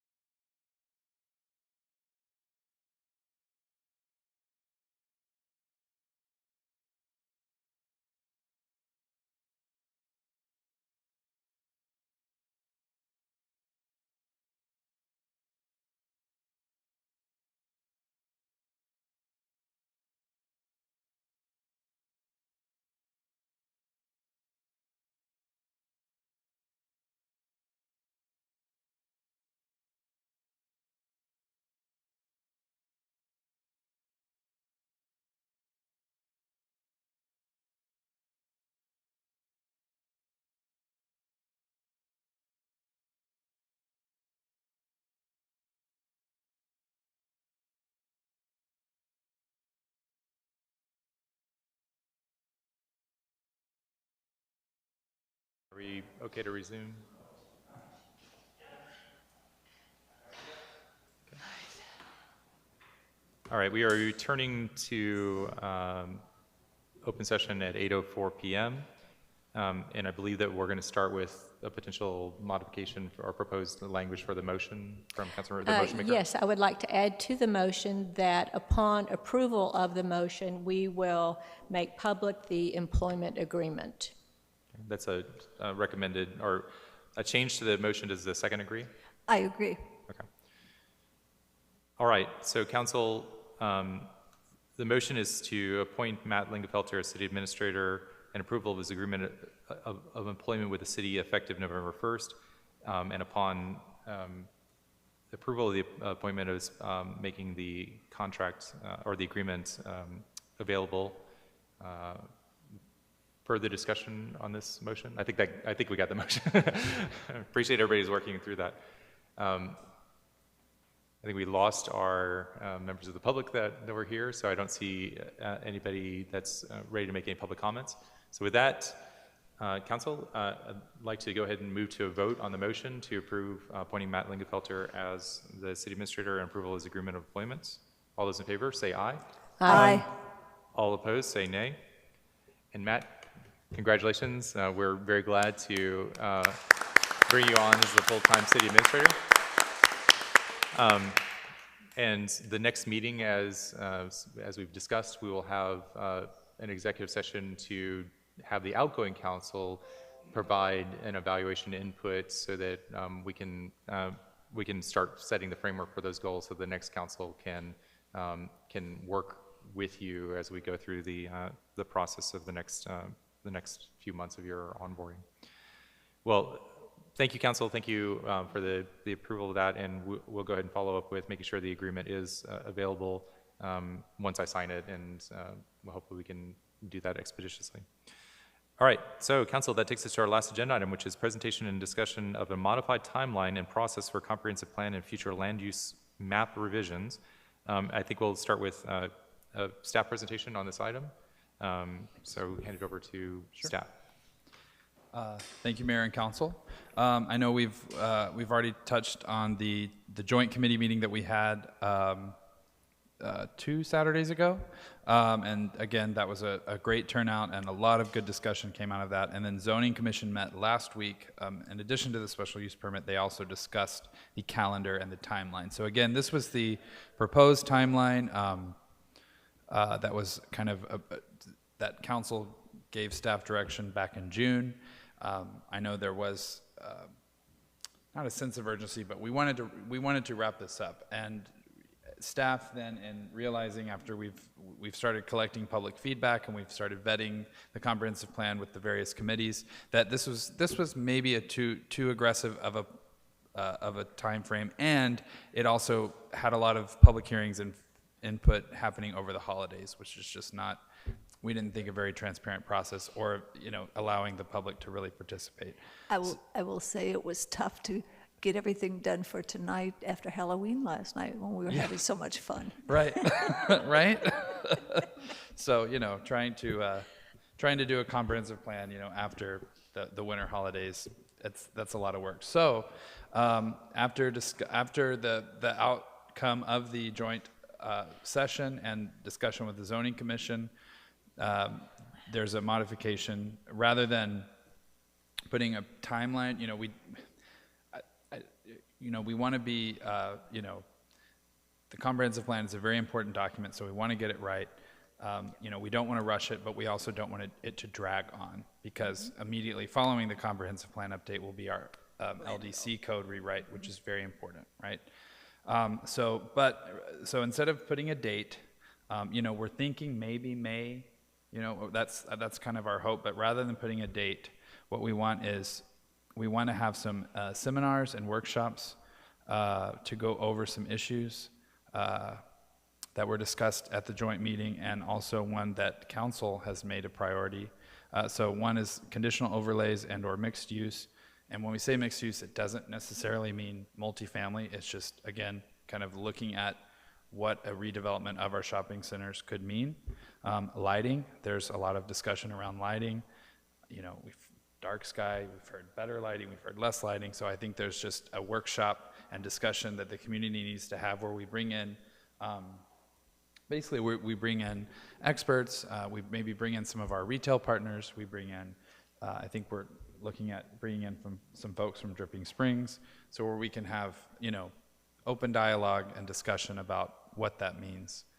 And then form-based code versus traditional zoning, I think there's maybe some opportunity for staff to be educated, for the community to be educated, and that would mean bringing in, some possibly outside knowledge and education. And then we want to have a rainwater harvesting and drought-tolerant landscaping. Council, I think that this should be addressed in our comprehensive plan, and I think it is discussed maybe in pieces, but if, we've committed funds, we want to make this a goal of the city, and I think that should be highlighted in our comprehensive plan because it's going to help us move forward with our code rewrite. And this is this speaks to our values and to our values and to our we're striving to have a more sustainable utility fund. So it meets multiple goals, I think. So we want to have these seminars, workshops. I think we already have the rainwater scheduled. If Carolyn wants to give an update with that, we had a meeting or a really good call with a gentleman with Innovative Water Solutions. So Yeah, Carolyn, so I'll we'll let you have, take over. we've already kind of penciled in the date of, I think, January 18th for the rainwater discussion, and he's going to take 3 homes in Sunset Valley. We'll just kind of put them at random and kind of look at their roof area and look at the potential for rainwater capture and offsetting, outdoor water use and, for water quality purposes as well. So it'll be, I think, a really good educational start to that discussion. And CED will be discussing, and I don't know if P&E is going to discuss it on Thursday, but the lighting, we want to have the lighting workshop and kind of plan that out, who we're going to invite. And, we want to invite some communities that have, partaken dark sky and hear their feedback, or maybe those Better that haven't. lighting. Better lighting, there you go. And what we're gonna actually call it and put in, because it's important, the words that we put in the comprehensive plan will be, referred to. So we want to make sure we get that right. So the zoning commission made a motion to recommend to modify the current schedule, and rather than setting dates, the commission recommended waiting until the seminars and workshops have been held, and the zoning commission and planning environmental committee can conduct joint meetings to address all public comments. So I want to speak to that. So again, the Texas Local Government Code speaks to when a city is revising and adopting and or revising its comprehensive plan, it states that the Planning and Zoning Commission, will hold a public hearing and listen to feedback. Well, the City of Sunset Valley, we have a Zoning Commission and we have a Planning and Environmental Committee. So my staff's thought was that to hold a joint meeting, the initial revisions came out of the Planning and Environmental Committee's work, but to hold joint meetings with the Zoning Commission and the P&E Committee, and then they will be public meetings, so members of the public can attend. This is not going to be necessarily a workshop. It's going to be a public hearing that will be live streamed, where they can then go through all the public comments. And it's there are going to be some long meetings, but that's just what we're going to have to do, and they're going to have to work through it so that by the time that those two bodies have reviewed it, a clean version can be presented to council that will have lots of backup showing how we got there. And I do think the backup has some correction. Carolyn, we decided, so there is a Google Doc that I think some of you have even participated in, and we just, the backup says November 7th, but we're actually going to close that on November the 11th. And so that will be, an eye contact went out today, and Danielle's putting it in the newsletter. So that Google Doc will be closed for public comments. We are then going to create a massive red line document that zoning and P&E will start to look at the end of November. So they're going to hold their first joint meeting November 30th. Probably just, we might just plan out how we're going to address it, probably take a break, and then resume those joint meetings in January. Any November questions? 7th, not November 11th. Yes, so we've decided, so when I wrote this, it was last Thursday, so we decided to leave it open a few more days. Thank you. So, Okay. yeah, and I appreciate a lot of the effort, especially council members that attended the joint meeting. A lot of you are also, your committees are working on these efforts. I saw numerous comments by some council members in the document, which is great. I want to make sure that we also capture additional documents. I was going to also highlight, thank you for putting together the zoning site that has the drag bar that you can see the changes. I love that. There's a website, if you haven't gone to it, to go see kind of the history of zoning since the 1995, and it gives definitions for the different zoning, and it has a neat feature where, this is a great site, where you can actually, see the comparison over, from 1995 to current zoning, and kind of see how we've changed things. I think there's a lot of neat features that we want to promote to the residents, and be able to go to this site in particular and kind of see the history and get more information and education about the types of zoning that we have in the city. So really appreciate staff's work on this and the education component. And also just appreciate the zoning commission taking time to look at this and say we really want to have more public input, and then hold joint meetings as part of this process.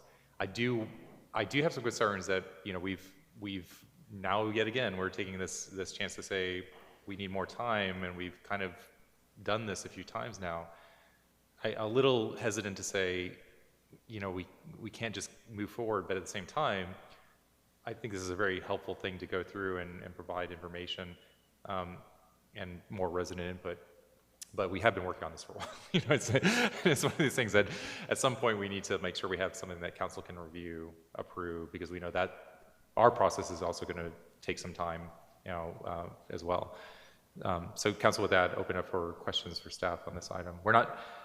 I don't think we're necessarily, I don't know if we're making a change. I don't know if we formalized anything as far as the timeline, or if we need to take action on it, but it's really discussion only. It's discussion and direction. There wasn't, we didn't make a formal motion on the current timeline as is, but I mean, we have it listed as discussion only. So yeah, I don't think a formal motion needs to be made. Yeah, we Just can't make a direction. formal motion tonight. If we need Right. to make Right. one, we have to do it later meeting. But And one other piece that I wanted to inform council, and this, for those of you that attended and didn't attend, so the future land use map, there isn't actually a current draft in the proposed revisions. That's one thing that's kind of missing. So a lot of that joint workshop was kind of looking at the future land use map. And so what we found is that there were just a few areas of the city where I think some changes are being proposed, and there's some different ideas, and we want to put those out to the residents, like on open town hall, like vote for or comment. We still have to craft that, but I think that putting a map and a map with future land use will get some more engagement, as opposed to a very wordy document, right? When people see a map and they see a property, I think it'll be a lot easier to Yes. get a lot more feedback, and that also may guide council in zoning, and then ultimately council in adopting the future land use map. We want to get a lot of resident input before we possibly change it. Councilor Rosengren.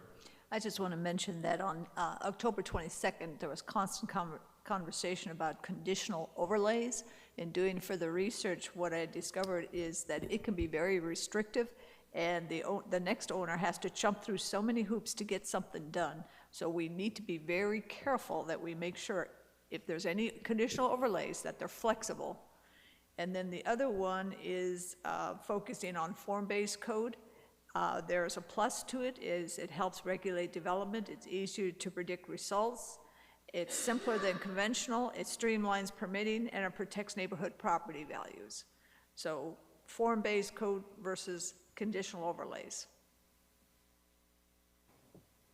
Councilor Reitz. I just want to say that I like this process much better. I like drawing it out more. I think that in our city, we have a group of citizens, of residents, that are very active, but it's actually a very small group. And it's pretty much the same group. But I believe there is a big majority out there that still have thoughts, and if they are more engaged, they will let you know what they think. And so the more we can do that, I think the better. And I think this process, the more we can draw that out with these type of educational meetings where we educate and get input and that type of thing, I think that'll be very good. So I like this process. Mayor Pro Tem. Yeah, Matt, when I was looking, you have in the first page, after City Council back in June, you have joint committee meeting to review and discuss comments. That was October 22. With that, if I will go to that report, in the last paragraph, the next page. The next page, okay. They say the zoning commission made a motion to recommend. So they say that seminars and workshops have been held. So reading that means that all of these, the meetings with the environment and the planning was on October 22nd.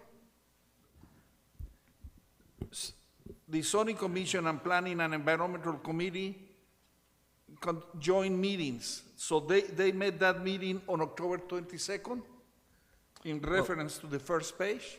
Right. Let me pull up because I can pull up the original calendar, but basically the direction that staff received in June was for taking the comprehensive plan to all the committees, right? Yes. Because we hadn't really gotten committee feedback. And then we said we wanted to have a joint committee meeting. So I guess what's not really included is, and there should be a bullet, that the comprehensive plan went to all the committees, right? All the committees, we asked for feedback. In addition, yes. Yeah, and then we held the joint meeting. So, Yeah. because Yeah. at this moment, in reality, we were working a lot. So they don't say that nothing about the workshops or seminars than previously they were, and later how they passed that to each committee for comments, and later how that came. And at this moment, looking this, say that the planning or the zoning commission will send a draft early November. They say zoning commission and legal review early November 22. Right. Draft document to council early December for preliminary review. So means that at this moment, we are in that step.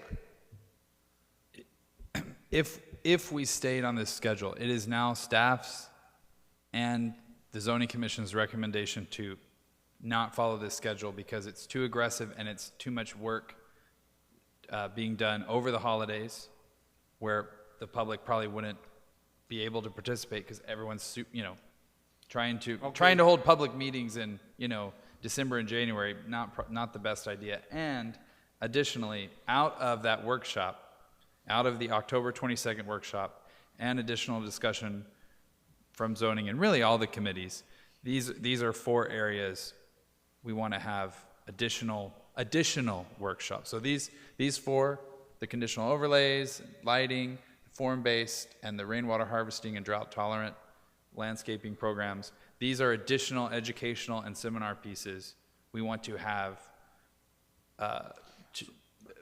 before we send the final draft to council. So the main idea is now, they want to discuss these 4 main points. This is what you try to tell me. And in that way, the people, they have the opportunity to define what do they want, but now more specific to these 4 points.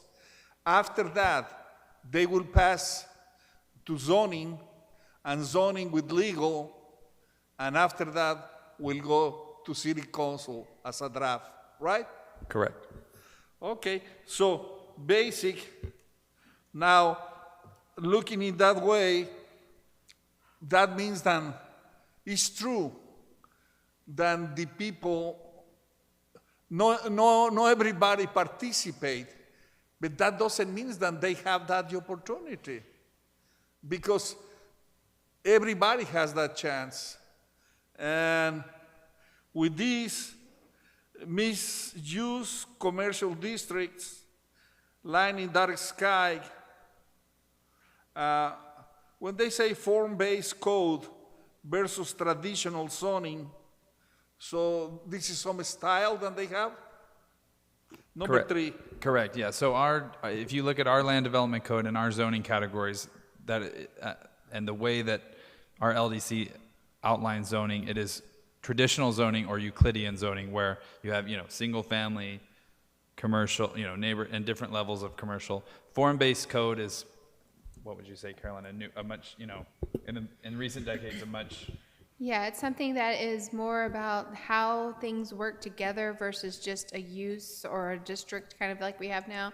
And it is more about making sure there's compatibility between areas as well. So it's, for an area the size of Sunset Valley, it would probably be an ideal way to look at things, is that form-based code. I couldn't understand. Can you repeat, please? Sure. So form-based code versus Euclidean style zoning is more about the use of the property, whereas form-based is more about how the property will look in the future and how it all works together with everything around it. So it's more about the form, how things are formed versus just how they are used.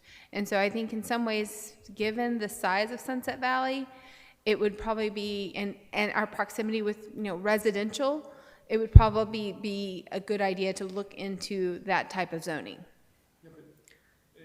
It's my understanding that we are doing it that way, because we have the use, and according with the use, we have that code. What do you have, and what do they allow to be in that place as a zone?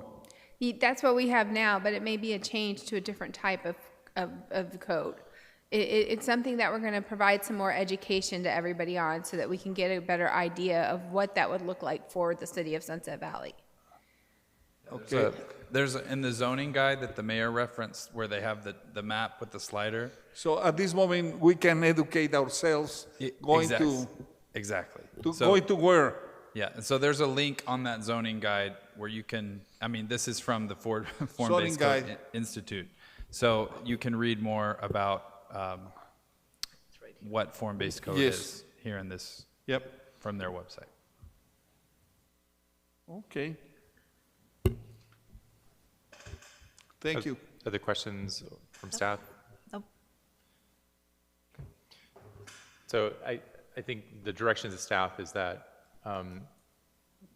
based on zoning commission's recommendations, we would like to see a schedule for, I'd like to make sure that we follow through as far as scheduling these workshops, making sure that we're coordinating with, communicating them out as opportunities for residents to engage and get educated. I'm pretty interested in learning more about form-based code after just my brief time kind of looking through the backup materials. But I know there's a lot of other discussion about how do we have better lighting around the city, and particularly I think that's an active topic that having a workshop and having more input is very valuable for us as we go forward in our planning. So as soon as we can start scheduling out these workshops and start planning the communications around them, let's move forward with that. So it sounds like we've got some starts on the rainwater harvesting one, and work on getting the other ones as far as the next steps. But thank you for the work on getting us this far and continuing into the process, because I think it's valuable, like Councilmember Reed said, to have as much public input from the people that don't normally attend, to get their voices specifically, because I think that's a part where we make assumptions and we don't necessarily know what those assumptions, if they're actually accurate, until we actually hear from those people. So for the future land use map that you bring back, just to address the residents' comments from earlier in the meeting, I know there were recommendations as part of the ad hoc committee. We're going to get our final reports at the 15th. I think is when we're going to be bringing back that agenda item. So that's going to be the formal report that we get from that process.